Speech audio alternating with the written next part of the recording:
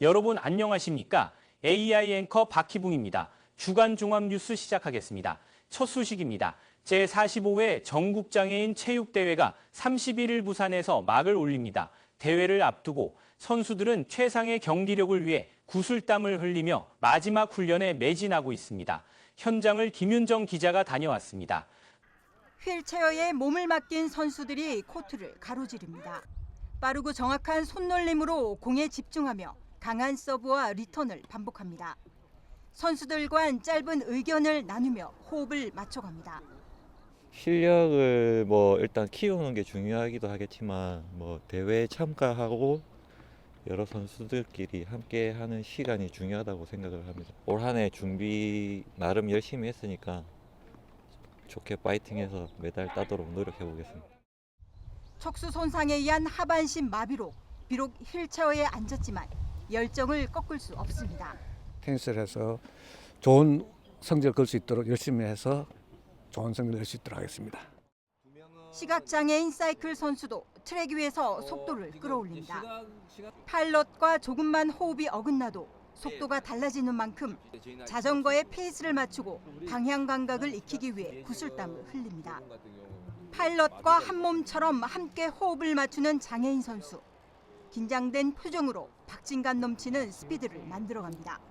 혼자서 운동하기는 좀 많이 힘들고 밖에 나오는 자체도 좀 많이 위험성도 많고 이래서 부담도 있는데 그래도 이런 사이클이라는 게 있어가지고 또 저한테는 좀 의미가 좀 많이 깊은 것 같습니다. 올해 우승은 작년에 둘이서 출전해가지고 금, 운동 땄는데 올해 목표는 금, 은 목표 잡고 있습니다. 제45회 전국 장애인 체육대회에서는 전국 17개 시도에서 약 10,000명의 선수단이 참가합니다. 휠체어 테니스와 시각장애 사이클을 비롯해 댄스 스포츠, 볼링 등 31개 종목에서 기량을 겨루며 부산 전역을 뜨겁게 달굴 예정입니다. 이번에 우리 부산 장애인 체육회에서는 이번 체전 개최 도시로서 글로벌 허브 도시 부산에서 하나 되는 대한민국, 부산과 함께하는 화합과 희망, 안정과 감동의 축제가 될 수 있도록 열심히 준비를 했습니다. 부산 시민 여러분들의 많은 관심과 뜨거운 응원을 부탁드립니다. 이번 대회는 오는 10월 31일부터 11월 5일까지 부산 아시아드 주 경기장을 비롯한 시내 주요 체육시설에서 진행됩니다. BTV 뉴스 김윤정입니다. 부산의 대표적 문화관광지인 감천문화마을이 이르면 올 연말부터 주민과 관광객이 상생하는 공간으로 거듭나게 될 전망입니다. 구가마을을 특별관리구역으로 지정을 서두르고 있습니다. 보도에 김석진 기자입니다. 지난 한 해 290만 명이 찾은 부산 감천문화마을. 올해는 300만 명 돌파가 유력합니다. 지난 주말 올해로 15회째 맞은 마을 골목 축제는 모두 끝이 났지만 평일 오전부터 마을에는 관광객들이 몰리고 있습니다. 특히 사진 찍기 좋은 장소로 알려진 곳은 더 심합니다. 주민을 위한 체육시설도 예외는 아닙니다. 관광객들이 우리나라 찾아오는 건 참 좋은 그게 아닙니까? 그런 좋은 그건데 이제 쓰레기 이거를 일본 문화매로 가져왔던 거를 좀 챙기든지 안 그러면 좀 잘 하면 되는데 아무데나 버리니까 이제 저 자신으로서는 좀 보기에 좀 안 좋습니다. 안 좋고 또 이런 데 들어오면은 여기는 체육시설인데 톤이 좀 크고 사람들이 조용히 좀 안 하고 그런 부분이 좀 그거 하고. 주민 수보다 140배 많은 방문객들이 몰리며 이른바 과잉 관광 현상이 발생하고 있습니다. 소음과 쓰레기, 사생활 침해 등입니다. 이에 사하구청은 특별관리구역 지정을 준비하고 있습니다. 용역대로 한다면 주거 밀집 지역인 감내 1, 2로 주변은 오전 9시부터 오후 6시까지만 관광객이 출입할 수 있게 됩니다. 또 마을 주민이 이용하는 차량이나 택시, 상인들의 업무용 차량을 제외한 관광객 운송 차량도 출입을 제한합니다. 이를 어기면 과태료는 부과하지 않고 계도에 나설 계획입니다. 여기가 주민들이 살고 있는 공간이라는 거를 조금 인지를 하시고 이제 뭐 너무 많이 시끄럽게 한다거나 뭐 쓰레기를 무단투기 한다거나 뭐 이런 것만 안 하시면 관광객들이 관광을 이제 이렇게 방문하시는 분들이 방문하시면서 불편함을 전혀 느끼시지는 않을 거라고 생각하고 또 저희가 그런 부분들에 대해서 불편함을 느끼시지 않도록 하기 위해서 많은 인력을 투입하고 예산을 투입하는 거기 때문에 사구는 이달 말쯤 용역 결과 보고서를 토대로 시와 문화체육관광부에 의견 협조 공문을 보낼 예정입니다. 이에 다른 의견이 없다면 연말께 감천문화마을은 특별관리지역으로 지정되고 세부 지침을 시행하게 됩니다. BTV 뉴스 김석진입니다. 세계 관광산업의 미래를 논의하는 글로벌 협력의 장 제1회 글로벌 도시 관광 서밋이 부산에서 열리고 있습니다. 14개국 22개 도시 대표들이 모여 지속 가능한 관광의 방향을 모색했습니다. 김윤정 기자의 보도입니다. 세계 각국의 관광정책 관계자와 국제기구 인사 400여 명이 한자리에 모였습니다. 관광의 미래 부산에서 연결되다를 주제로 열린 글로벌 도시 관광 서밋은 급변하는 국제관광 환경 속에서 도시 간 협력과 혁신 방안을 찾기 위한 자리입니다.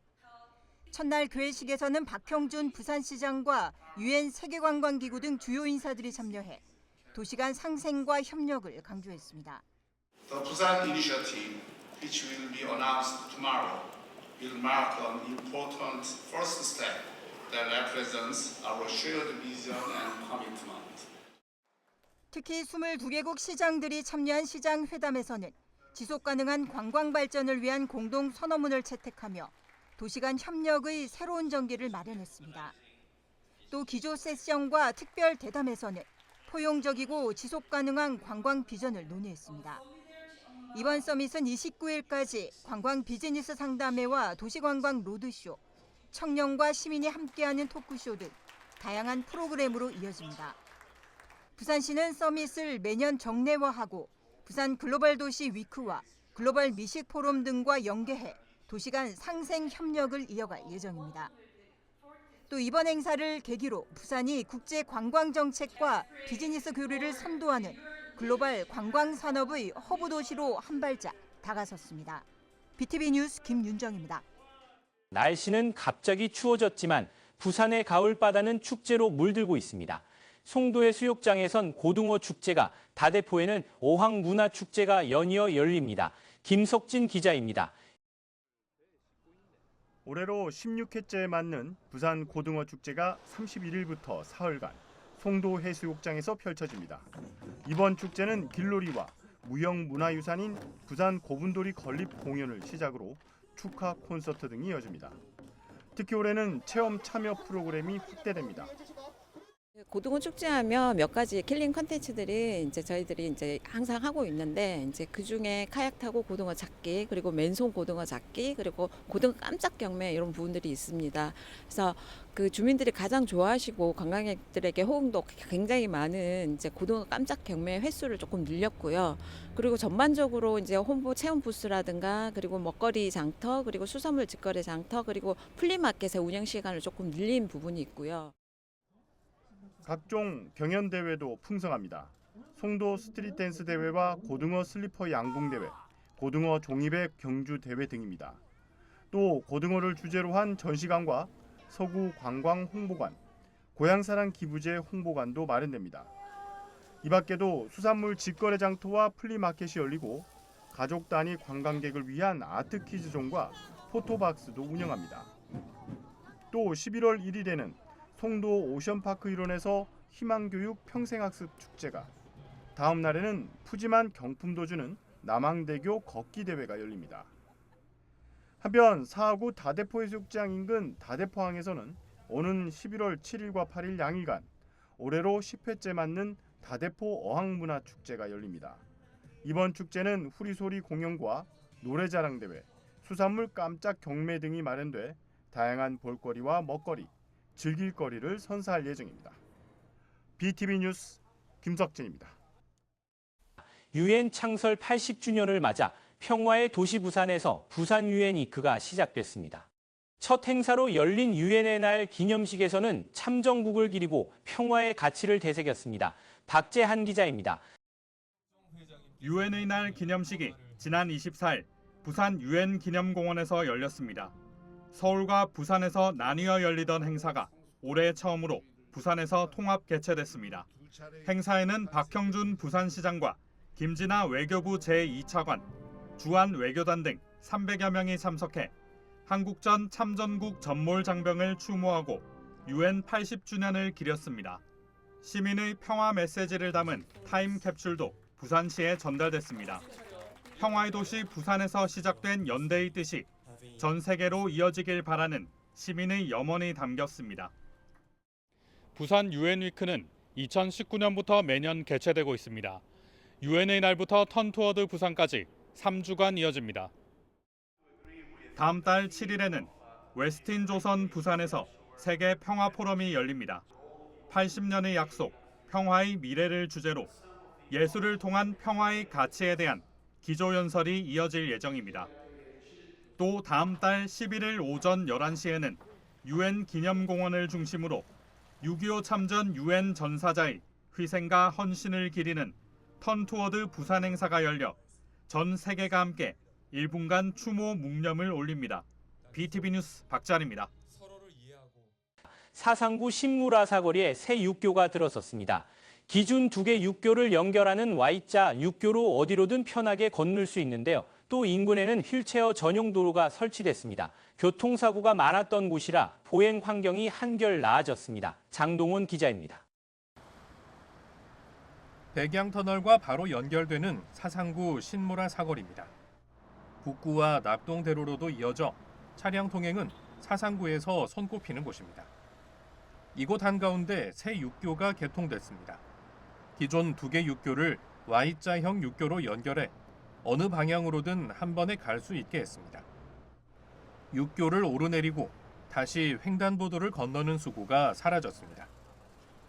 특히 백양터널에서 내려오는 경사로에서 차량 사고가 이어졌던 곳이어서 보행자 안전은 한층 개선됐습니다. 전에는 이래가 건너가가지고 이러고 이제는 요리 바르고 요리 내려가고 해서 좋아. 편리해. 좋아. 다리도 안 아프시겠네요. 좋아요. 그 아래로는 휠체어 전용 도로가 설치됐습니다. 바닥 턱이 사라졌고 울퉁불퉁한 보도블록은 매끈한 포장으로 바뀌었습니다. 휠체어 전용 도로는 신무라 사거리에서 모라 종합사회복지관까지 약 800m로 전동 휠체어 통행이 많은 곳입니다. 없을 때는 막 중앙선으로 내려가고 찻길로 내려가고 그냥 막 중구난방이었어. 근데 이제 저 휠체어 전용 도로가 생김으로 해서 어느 정도 이제 좀 사람들이 차도로 안 가고 휠체어 전용 도로를 이제 이용을 많이 하지요. 사상구는 Y자형 육교에 32억 원, 휠체어 전용 도로에 6억 원의 예산을 투입해 지난해부터 공사에 들어가 29일 준공식을 열었습니다. BTV 뉴스 장동원입니다.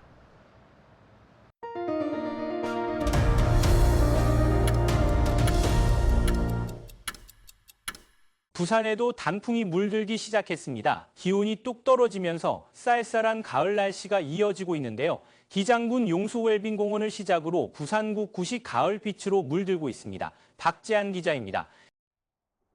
붉은빛과 노란빛이 물든 산책길, 가을빛으로 물든 단풍나무 아래 시민들의 발걸음이 멈춥니다.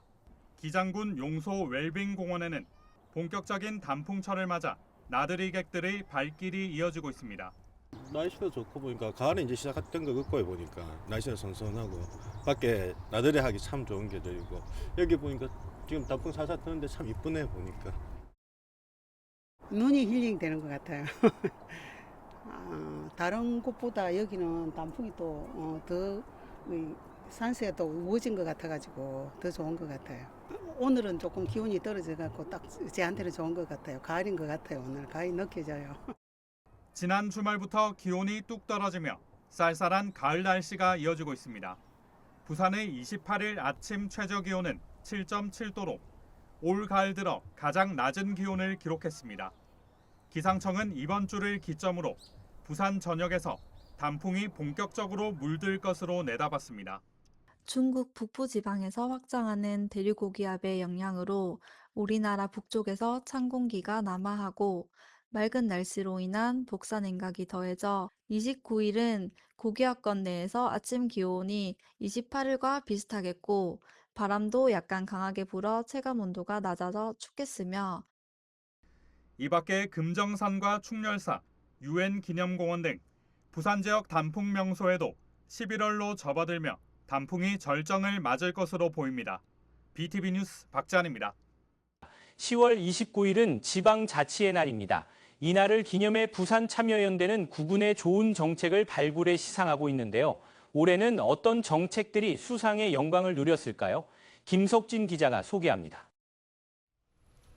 부산 서구는 인구 10명 중 3명이 65세 이상 노인으로 노인 인구 비율이 전국 평균 20%보다 높습니다. 이에 군은 고령이나 저소득 암 환자의 의료비 부담을 줄이기 위한 지원 사업을 실시하고 있습니다. 대상은 65세 이상, 1년 이상 서구에 거주하고 기준 중위소득이 120% 이하로 서구가 협약한 종합병원에서 진단이나 치료를 받은 경우입니다. 이들에겐 암 치료비 중 급여 본인 부담금의 최대 150만 원을 지원해 줍니다. 이 사업이 부산 참여연대가 지방자치의 날을 맞아 마련한 구군 좋은 정책상을 받았습니다. 앞으로도 저희 서구에서는 국민 한 분 한 분에게 더 건강하고 행복한 삶을 누릴 수 있도록 따뜻한 보건정책을 만들어 나가도록 하겠습니다. 중구는 선박 화물 검수원 양성 사업으로 혁신상을 수상했습니다. 이 사업은 선박 화물 검수원을 양성하는 프로그램을 개발 운영해 지난해와 올해 52명을 정규직으로 취업하는 성과를 냈습니다. 그 지지에 맞게 우리 이 정책이 우리 부산시 전체 청년들에게 도움이 되도록 우리 중구에서 지원도 많이 하겠고 앞으로도 좋은 시책을 많이 개발해서 부산 참여연대 좋은 정책상은 올해 7회째를 맞습니다. 기초지자체의 정책 개발을 응원하고 주민 삶의 질 향상에 보탬이 되도록 한다는 취지로 마련된 이 상. 지금까지 13개 구군에서 21개의 좋은 정책이 발굴됐습니다. 아무래도 지역 특성에 맞는 정책, 그러니까 다른 구군들이 이미 시행해서 그거를 똑같이 반복적으로 수행하는 것이 아니라 그 해당 지역의 문제가 뭔지를 파악을 하고 그것을 해결하기 위해서 독창적인 정책을 개발하는지 다른 지자체와의 차별성이 있는지. 시민사회단체는 발굴된 좋은 정책들이 한 해에 그치지 않고 다른 구군으로도 널리 퍼져나가길 기대하고 있습니다. BTV 뉴스 김석진입니다. 북구 화명동 교통환경이 일부 개선됐습니다. 지역 단절과 조망권을 침해한다는 지적이 이어졌던 화명 고가교가 진통 끝에 사업을 마무리했고 유동인구가 많은 화명장미공원 교차로에는 대각선 횡단보도가 새로 만들어졌습니다. 주변 상권 활성화도 기대되고 있습니다. 장동원 기자입니다. 해가 지면 북구 화명 고가교 기둥이 불을 밝힙니다. 기둥은 커다란 나무로 그 아래에는 갖은 색상 불빛의 꽃들이 피어납니다. 지난 8월 말 북구는 화명 고가교 경관 개선 사업을 마무리했습니다. 2015년 산성터널 접속도로 완공 후 고가교로 인해 상권이 단절되고 도시 미관을 해친다는 민원이 이어졌습니다. 일부 구간 환경 개선이 진행됐지만 예산 부족으로 2019년 중단됐고 2023년 25억 원을 추가 확보해 최근 사업이 마무리됐습니다. 고가교 하단부에는 각종 조형물과 화단, 벤치가 조성됐고 교각에는 미디어 파사드가 설치돼 밤 12시까지 다양한 조명이 연출됩니다. 유동인구가 많은 화명 장미공원 앞 사거리에는 대각선 횡단보도가 설치됐습니다. 상점이 밀집해 있고 주택가와 공원이 맞닿은 곳으로 잦은 무단횡단으로 사고가 많은 곳이었습니다. 이 복잡한 와중에 무단횡단이 맞다 보니까 하루빨리 우리 여기는 대학생 행동들을 만들어서 주민들의 안전을 위해서 두 분 왔다 갔다 해야 되는데 한 번에 바로 올 수 있어가지고 특히 노약자들도 많이 좋아합니다. 북구는 3억 5천만 원을 투입해 비보호 좌회전을 신설하는 등 교통신호 체계를 개편하고 각종 교통안전시설들을 설치했습니다. 보다 원활해진 보행 환경에 주변 상권 활성화도 기대되고 있습니다. 주민들이 엄청 편리하게 느끼고 많이 반가워합니다. 그런데 그 반면에 이쪽 안쪽 도로는 교통이 출퇴근에는 조금 막히는 현상이 있는데 그 부분은 우리 경찰 관서나 관련 부서에서 나와서 좀 통제를 해주셨으면. 이번 화명 장미공원 사거리는 방통대와 북부경찰서, 대우 이안아파트 교차로에 이은 화명동 네 번째 대각선 횡단보도입니다. 한편 부산시는 화명동 통행량이 집중되는 와석 교차로에 대각선 횡단보도 설치가 타당한지에 대해 지난 9월부터 용역을 진행하고 있습니다. BTV 뉴스 장동원입니다. 부산 남구가 50년 넘게 묶여있던 유엔 기념공원 주변 경관지구 문제 해결에 첫 발을 뗐습니다. 제한 유엔 기념공원 국제관리위원회가 남구와 부산시의 관리 방안을 조건부로 승인하면서 지역 발전의 전기가 마련됐습니다. 보도에 박지한 기자입니다. 유엔 기념공원 일대입니다. 40년 넘은 노후주택들이 들어서 있고 사이사이 고물상 등이 자리 잡았습니다. 반세기 넘게 건축물 높이 제한이 이어지며 주민들의 개발 요구가 꾸준히 제기돼 왔습니다. 유엔 기념공원을 둘러싼 일대는 50년 넘게 아파트 4층 높이에 해당하는 12m의 고도 제한이 적용되었습니다. 현재 대연동과 용당동 일대 27만 4천여 제곱미터는 특화 경관지구로 지정돼 12m 이하 건축물만 지을 수 있습니다. 또 자연경관지구 11만 5천여 제곱미터는 15m 이하 건축물만 가능합니다. 50년 동안 이 부분이 경관지구로 인해 가지고 개발이나 이런 부분이 제한이 많아 가지고 지금 현재 그 주거 지역 자체가 낙후가 돼서 지금 약간 슬럼화 됐다고 해야 되나 그런 식으로 방치되고 있는 상황입니다. 고물상에 이런 부분도 많은 부분이 방치되고 있고 실제적으로는 주민들이 그로 인해 불편을 많이 겪고 있는 상황입니다. 유엔 기념공원 일대의 건축 규제가 2027년 무렵에는 아파트 8층에서 11층 높이 수준으로 완화될 전망입니다.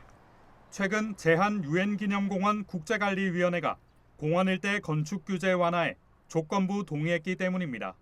부산시와 남구는 유엔 기념공원의 존엄성을 지키면서 주거환경 개선과 지역경제 활성화를 함께 추진한다는 계획입니다. 내년에 남구에서 예산 확보를 해가지고 이 부분에 뭐 도시관리계획 변경, 지구단위계획 수립 용역을 추진하게 되면 이제 관련 뭐 교통 영향 평가라든가 이런 부분을 진행하게 되면 실제적으로는 시간이 뭐 한 1년 반에서 2년 정도 그렇게 예상을 하고 있습니다. 유엔 기념공원은 세계 유일의 유엔 공식 묘지로 한국 전쟁 당시 전사한 14개국 2,333명의 전사자가 안장돼 있습니다. BTV 뉴스 박찬입니다.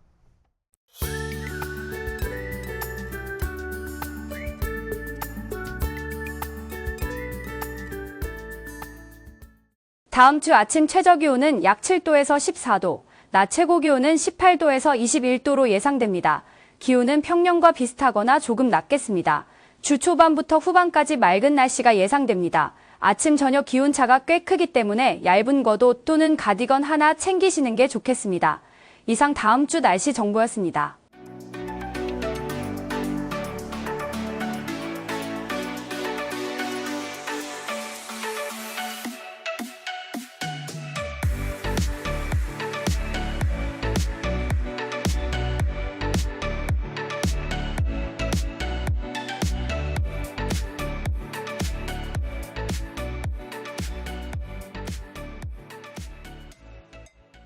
이상으로 주간 종합 뉴스를 마칩니다. 시청해주신 여러분 고맙습니다. 채널 BTV